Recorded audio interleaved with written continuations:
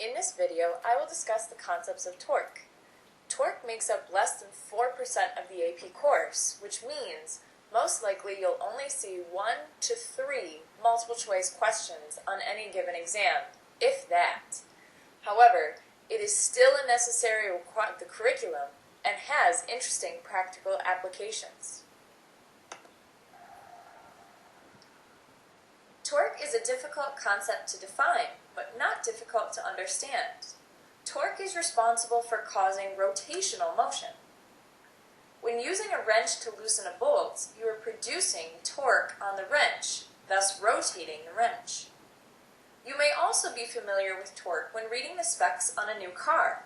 For example, a Mercedes can provide 369 foot-pounds of torque. That's 500 Newton meters in metric units. So what does this do for your car? It causes the car to accelerate. Torque is what causes the rotational motion of the internal combustion engine and thus turns the wheels of a car. A torque of about 500 Newton meters would provide an acceleration from 0 to 60 miles per hour in 6.3 seconds. The street-legal car that holds the fastest record is known as a Sunbeam Tiger, which goes from 0 to 60 miles per hour in 2.6 seconds.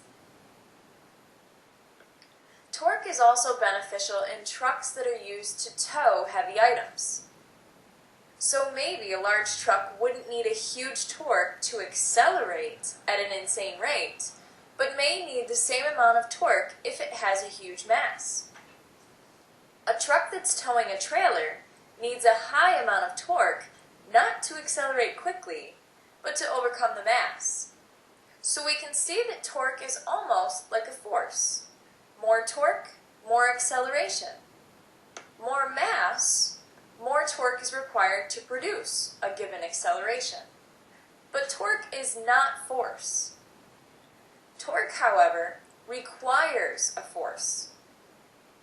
There are two important characteristics of a force that we must take into account when determining torque. First, the direction of the force. Consider the picture shown. Imagine this as a top-down view of a door.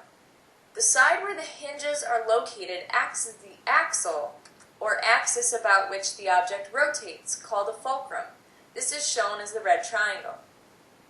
If a force F1 is imparted on the door, it creates a torque that will cause the door to swing or rotate in the direction of the force.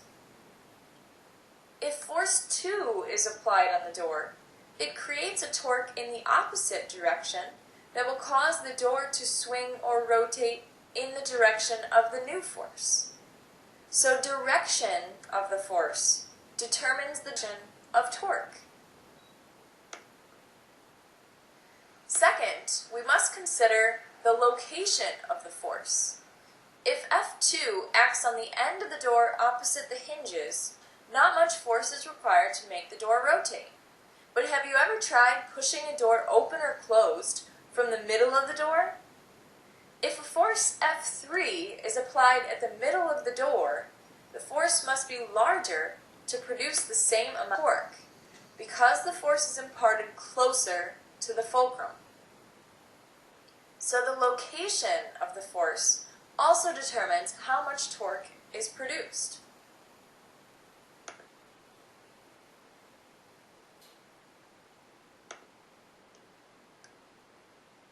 So how is torque calculated?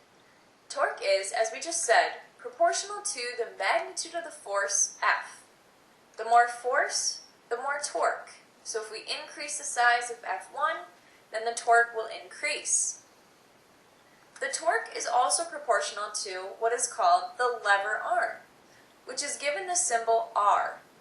And this is the perpendicular distance from the axis of rotation, or fulcrum, to the line along which the force acts, or the line of force. So let's see how we illustrate the lever arm in the diagram. The line of force is a straight line drawn at the point from which the force is acting exactly in the direction of the force. The lever arm is measured from the axis or fulcrum to the line of force and is perpendicular to the line of force. So our lever arm looks like this, the dotted line which is labeled as R. So torque, based on the relationships we just discussed, is equal to the product of the force times the lever arm R. The Greek letter tau represents the symbol for torque. Tau looks like a lowercase t with the upper T. At times, you may have to determine the torque acting on an object when the force imparted on the object acts at an angle, theta, as shown in the diagram. To find the torque, we multiply the force by the lever arm. But the lever arm is no longer R, shown in the diagram. The lever arm is the perpendicular distance from the axis or fulcrum to the line of force. So in our equation for torque, we will provide that little perpendicular sign showing that the R is actually the lever arm and not always the distance from the axis to the force.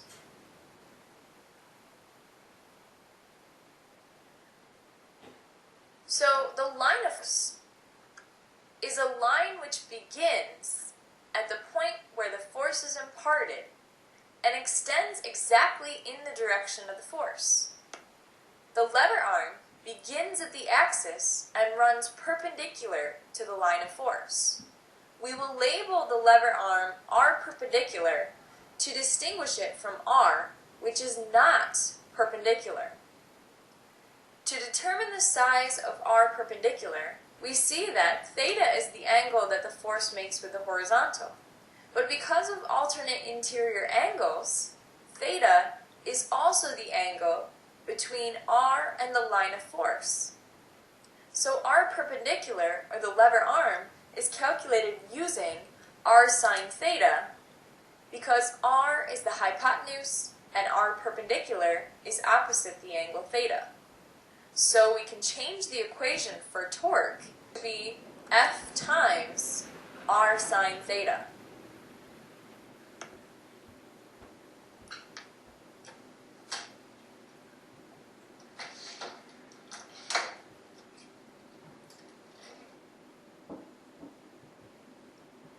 We just saw two different approaches to solving torque problems, where forces are acting at angles. Let's compare the two. In our first case, we multiply the force by the lever arm, R perpendicular. But we said that the lever arm is calculated using R sine theta. In our alternate approach, we multiply F perpendicular by R. F perpendicular is F sine theta. Torque in this case is F sine theta times R. Multiplication is commutative, meaning that the position of the terms doesn't matter, or the order of the terms doesn't matter. So the two equations are equivalent to each other, even though the approach is slightly different. So feel free to use either equation. So what are the units for torque? Force is in newtons, R is in meters, and the sign of an angle just gives us a number. So our units are Newton meters or meter newtons. You can rearrange them in any order you wish. You may see it written both ways. These units may be familiar to you. A Newton meter is a joule, a unit for work or energy. But torque and work are completely different concepts. So we will not use joules as the units for torque. We will just continue to write the units in one of these forms, Newton meters or meter newtons. Let's start out with a simple torque problem. A 55-kilogram person riding a bike puts all her weight on each pedal when climbing a hill. The pedals rotate in a circle of radius 17 centimeters. What is the maximum torque that she exerts? Pause the video for time to work on the solution. We know that torque is equal to Fr sine theta. In this case, we're not necessarily given the force, but we do have the mass and be converted to a force or a weight because her weight is what is providing the force on the pedals. So plugging in mg for force and subbing in our values, we have 55 kilograms times 9.8 meters per second squared, that takes care of the weight, times the radius, 0.17 meters, which is the 17 centimeters, and because we're asked for the maximum torque, the angle we must use is 90 degrees. Sine of 90 gives us 1, so the answer for our torque is 91.6 Newton meters or meter newtons. In the last problem, we had a single force producing a single torque. If we have several forces, then we have several torques, and these torques can be combined. Torque is a vector quantity which has magnitude and direction. Torque is additive, and because it is a vector, we must take into account both the magnitude and the direction. By convention, if a force or torque causes the object to rotate in a counterclockwise fashion, a positive sign is used. If the force or torque creates a clockwise rotation, then a negative sign is used for the torque. Please note, this is just a convention. If you choose to assign your direction differently, that's fine.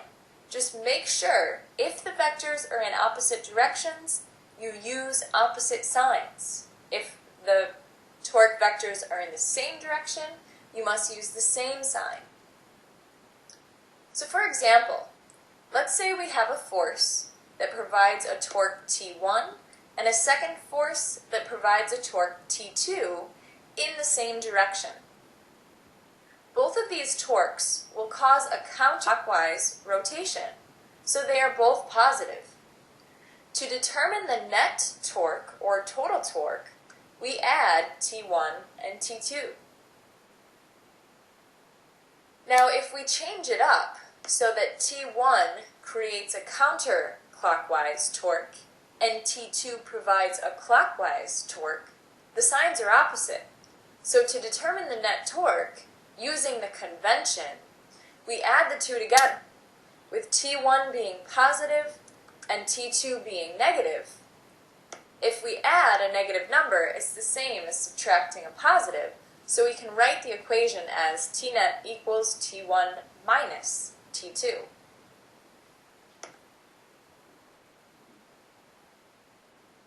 What do you think would happen if a torque T1 acts in the counterclockwise direction and the same amount of torque acts in the clockwise direction? Because the net torque is equal to the sum of all of the torques, and because they're in this opposite direction, then T net is equal to T1 minus T2, but T1 equals T2.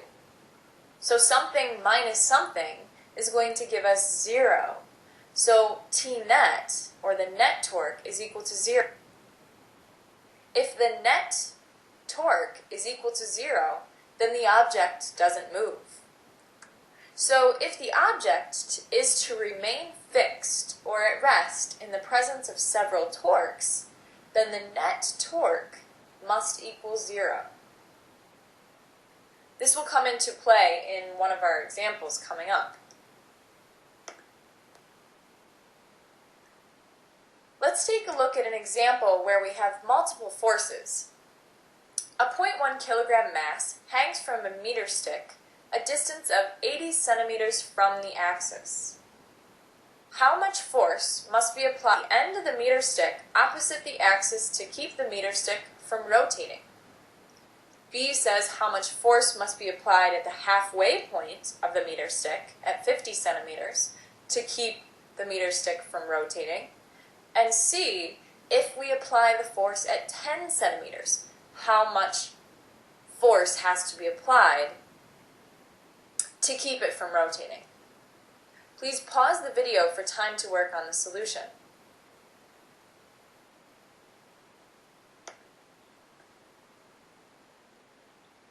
To solve the problem, we use the equation for torque, and this torque is going to be the torque provided by the hanging mass.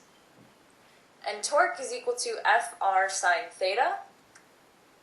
We aren't given the force, but we are given the mass of the weight. So force will be the weight, which is m times g. So we have 0.1 kilograms times 9.8 meters per second squared. And we take that force or weight and multiply it by r, which is the distance from the axis to the point from which it's hanging, which is 0.8 meters. And then we plug in the sine 90 because F and R are perpendicular to each other. And we get a torque of 0.784 Newton meters, and this is negative because the hanging weight is providing a clockwise torque, pulling down on the meter stick. Now the question, part A, asks us to determine how much force we have to apply externally to keep the meter stick from rotating. So if it's going to remain stationary, then the net torque must equal 0, or we must provide an equal and opposite torque.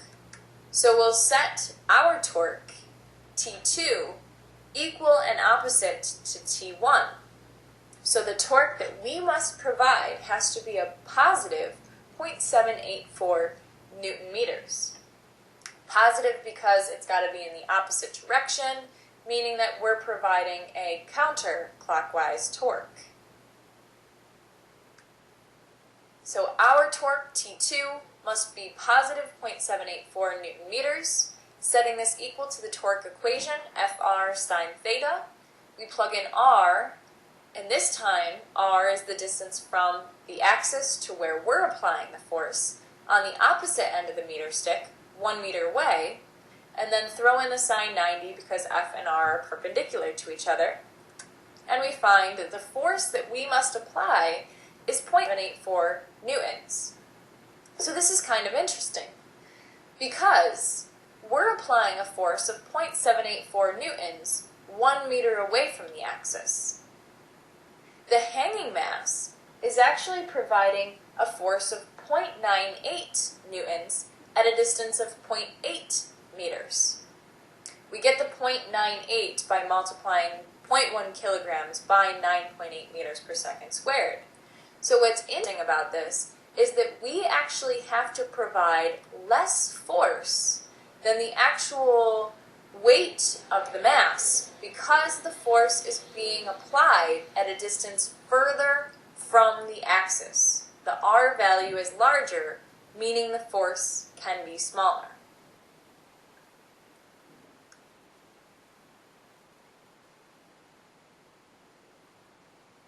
Part B asks us to find the amount of force that has to be applied at a different location. We'll perform the first part the same way, finding torque 1.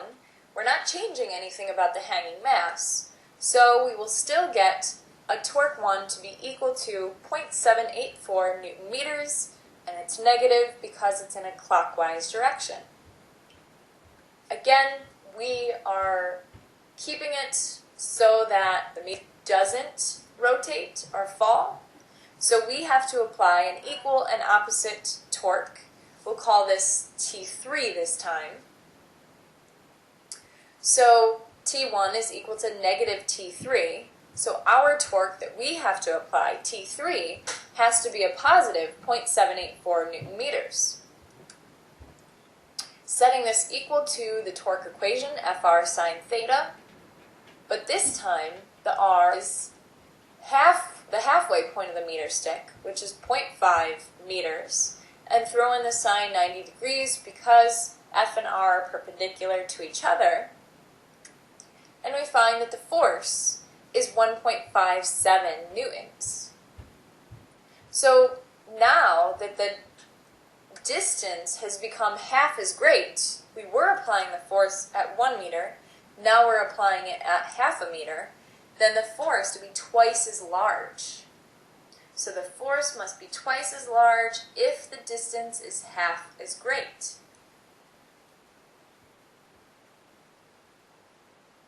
Part C asks us to determine the force required to keep the meter stick from rotating, again, if a different location is used. Same setup for the first part, finding the torque from the hanging mass. We get negative 784 Newton meters. The torque that we have to apply to oppose this has to be equal and opposite, and we'll call this T4 this time. So T4 is going to be a positive 0.784 Newton meters, positive because it's the opposite direction. Setting this equal to the torque equation, Fr sine theta, R this time is 10 centimeters from the axis, or 0.1 meters. And the sine 90 degrees, again, just means the two are perpendicular. And we find the force required to be 7.84 newtons. So what's interesting is the force must be 10 times as large if the distance is 1/10 as great. The force must be 2 times as large if the distance is half as great. See that there's an inverse relationship between force and distance, as is shown by the torque equation.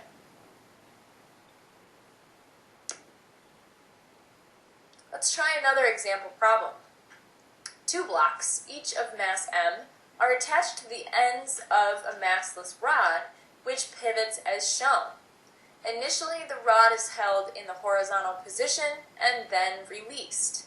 Calculate the magnitude and direction of the net torque on this system if the first distance from the mass to the axis is L1 and L2 is larger.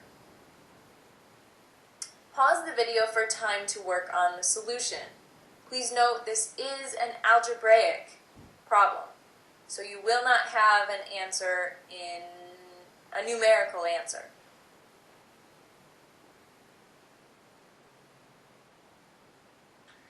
So, how do we solve this problem?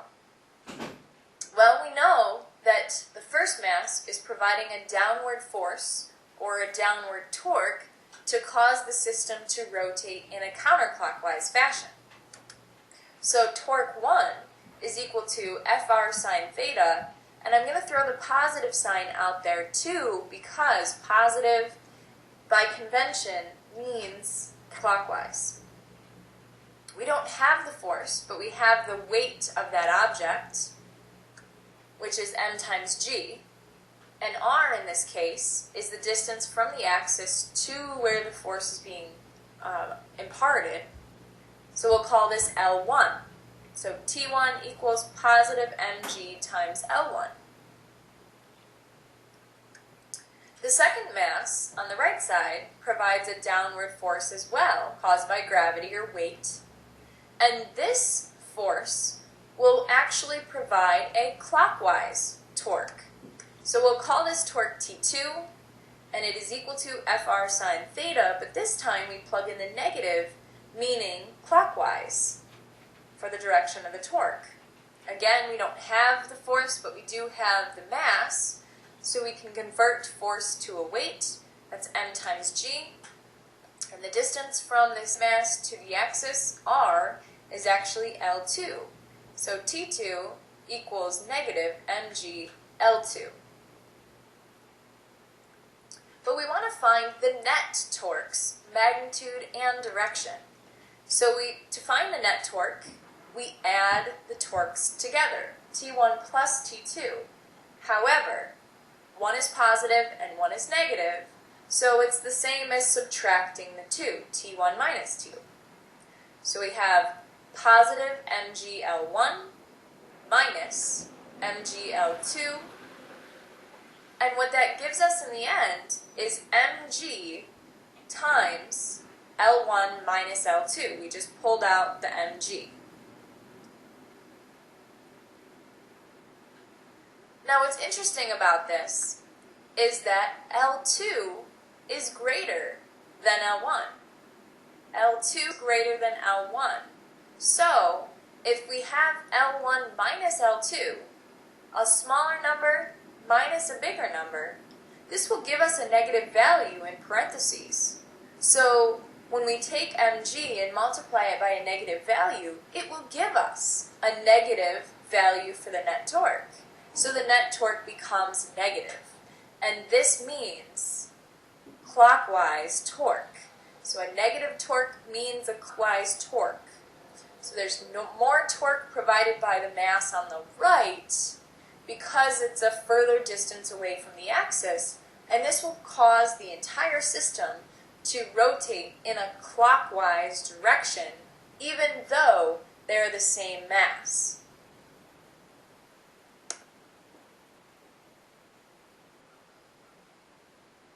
Let's try another practice problem involving multiple torques. So determine the torque created by each force shown and calculate the net torque. Pause the video for time to work on the solution.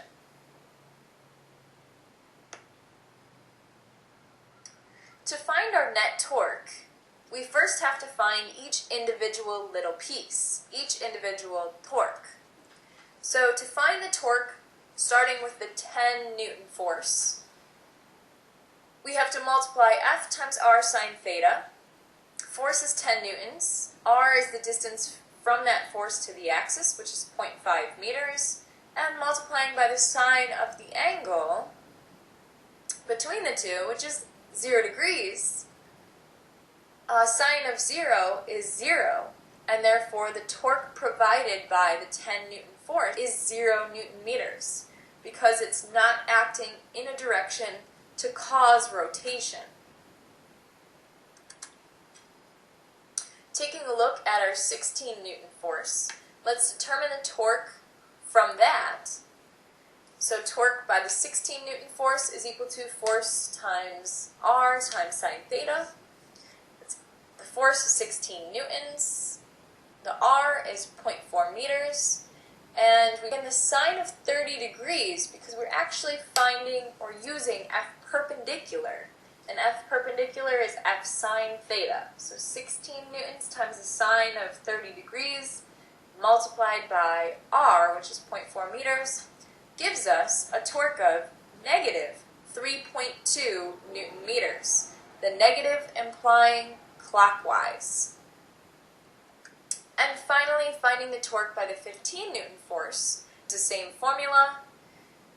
We're actually using F perpendicular, which is 15 newtons times the sine of 15 degrees. And R, this time, is 0.8 meters plus 0.4 meters. So multiplying those values, we get negative 14.4 Newton meters. Again, negative implying clockwise. So to find our net force, or net torque, if we add them all up, taking into account the direction, positive and negative. So by the 10 Newton force, the torque is 0. By the 16 Newton force, the torque is negative 3.2 Newton meters. And by the 15 Newton force, the torque is negative 14.4 Newton meters, giving us a net torque of negative 17.6 Newton meters, a negative implying clockwise.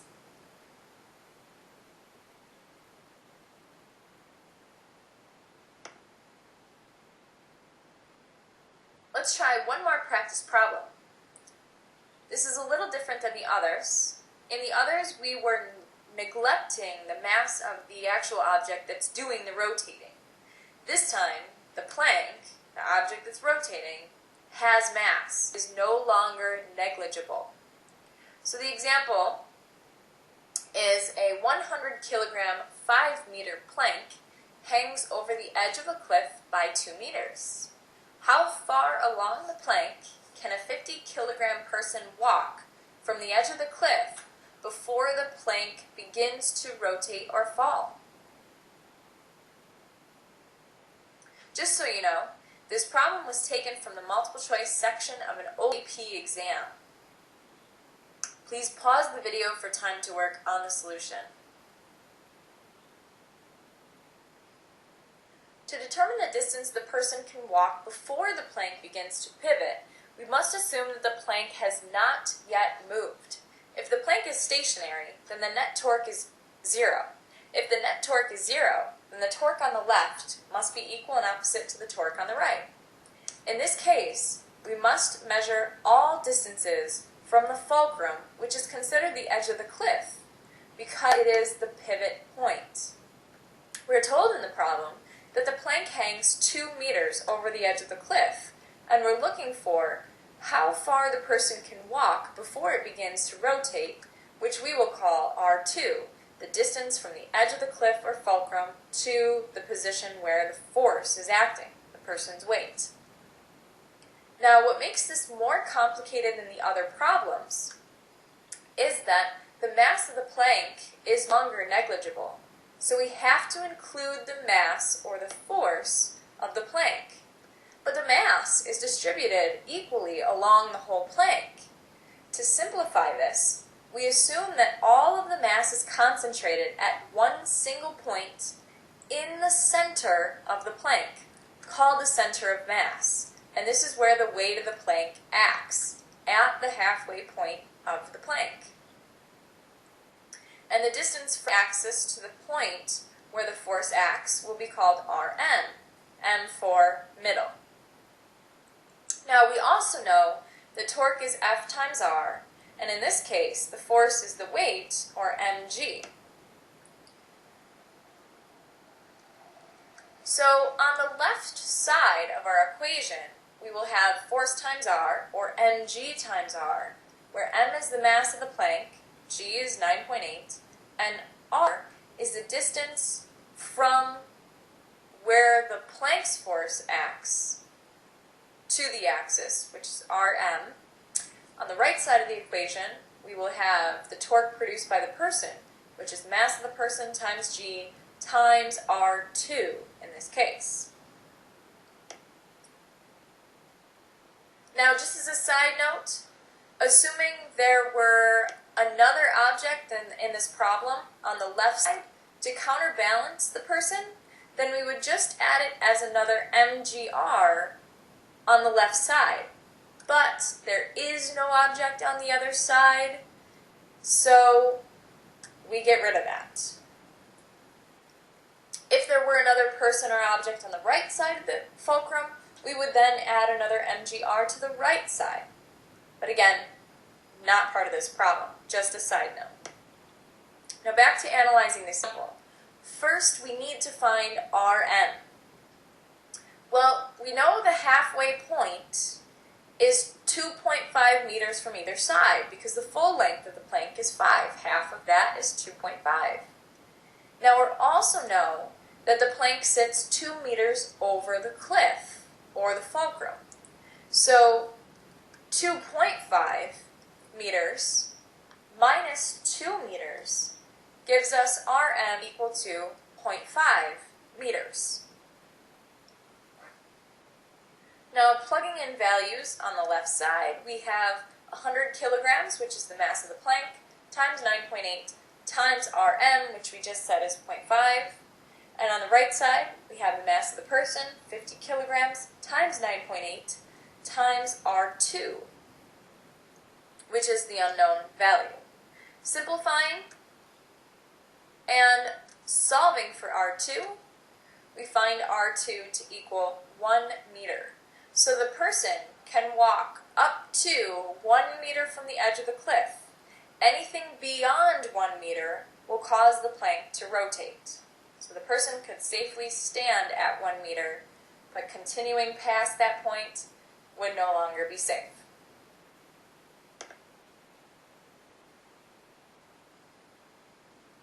One last case where we might see torque is on a wheel, as we introduced at the beginning of the video. The torque on a wheel can be provided by the engine of a car, the pedals of a bicycle, and so on. To determine torque on a wheel, consider our wheel of radius r. A force F acts at an angle of 37 degrees, could be any angle, to the horizontal at the location shown. However, the angle is actually not necessary because force will always be tangent to the wheel and the radius will always be perpendicular to a tangent force. So, the axis is located at the center of the wheel, the force acts tangent to the wheel, and the lever arm, R, is a line that's drawn from the axis perpendicular to the line of force. So, the lever arm is the radius. So our equation for torque on a wheel is tau equals F times R, where R is the radius of the wheel. Our last problem will involve torque on a wheel. Calculate the net torque about the axle of the wheel shown. Assume that a friction torque of 0.4 Newton meters opposes the motion from these three other forces. Pause the video for time to work on the solution.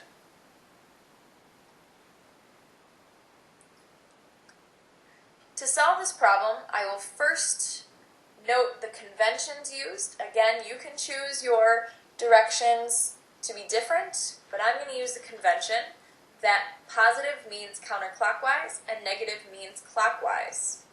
So, to find the net torque based on these three forces, we'll have positive T1 minus T2 minus T3 because the positive means counterclockwise and the negative means clockwise.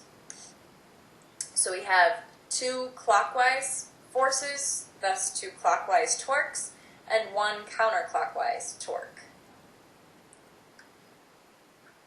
Plugging in our torque equation for each of these separately, we have F times R1 minus F times R2 minus F times R3.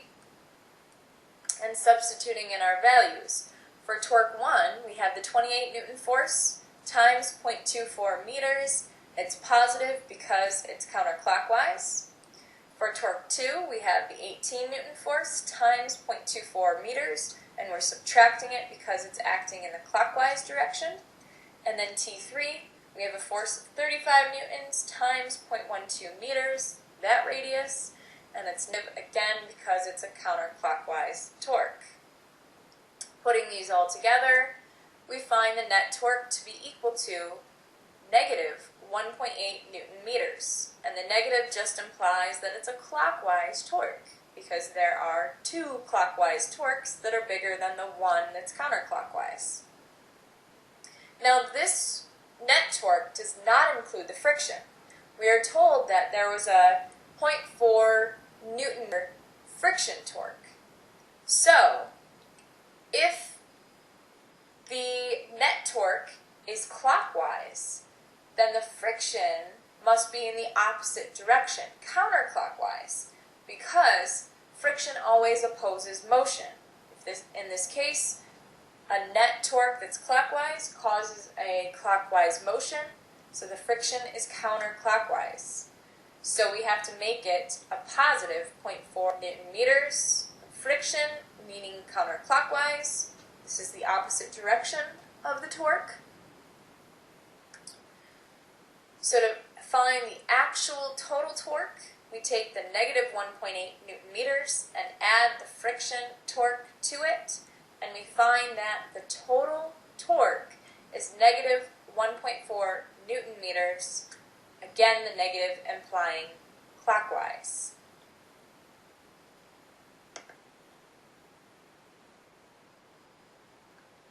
Torque can be useful in everyday life in several ways. To name just a few, a wrench uses a torque to loosen or tighten bolts. When you apply a force on the handle end of the wrench, it produces a torque, and the wrench rotates about an axis. The distance from your hand to the pivot point is larger than the distance from the bolt to the pivot point. If the torques are the same by your hand and the wrench, then the longer the distance, the less the force. So you put in a small amount of force because the lever arm is long, and the wrench puts out a lot of force on the bolt because the lever arm is smaller. A claw hammer acts in a similar way. You can use the claw to pull nails from boards by providing an input torque to the handle end, and the claw provides an output torque to the nail. For the same amount of torque at both points, a larger lever arm from the pivot point to your hand results in a smaller input force. Input meaning by you. The lever arm from the pivot point to the claw end is a smaller lever arm, so therefore a larger output force. So you put in some amount of force, and the claw hammer puts out more force for the same amount of torque. A screwdriver has two different size parts. The driver end has a small radius or lever arm, and the handle has a larger radius or lever arm. The larger the lever arm, the smaller the force required for the same amount of torque. So the smaller lever arm means a larger output force. So the screwdriver results in a larger output force for some amount of input force that you obviously put in. These are all simple machines that involve torque. These simple machines give a user a mechanical advantage, meaning they multiply the amount of force by decreasing the lever arm. So you have a amount of force that you put in over a large lever arm, and the output force is going to be larger because the lever arm is smaller. One last example is opening or closing a doorway, which we introduced at the beginning of the video. A door handle is always put in one standard point on a door, opposite the hinges. This is because for a certain amount of torque, a longer lever arm will result in a smaller force. When the force is applied at a large distance from the axis, not much force is required. But if you've ever tried to open or close a door by applying a force in the middle of the door, or even closer to the axis, then you know more force is required. This is because, for the same amount of torque, a smaller lever arm means a larger force must be applied. Force and lever arm are inverses to each other.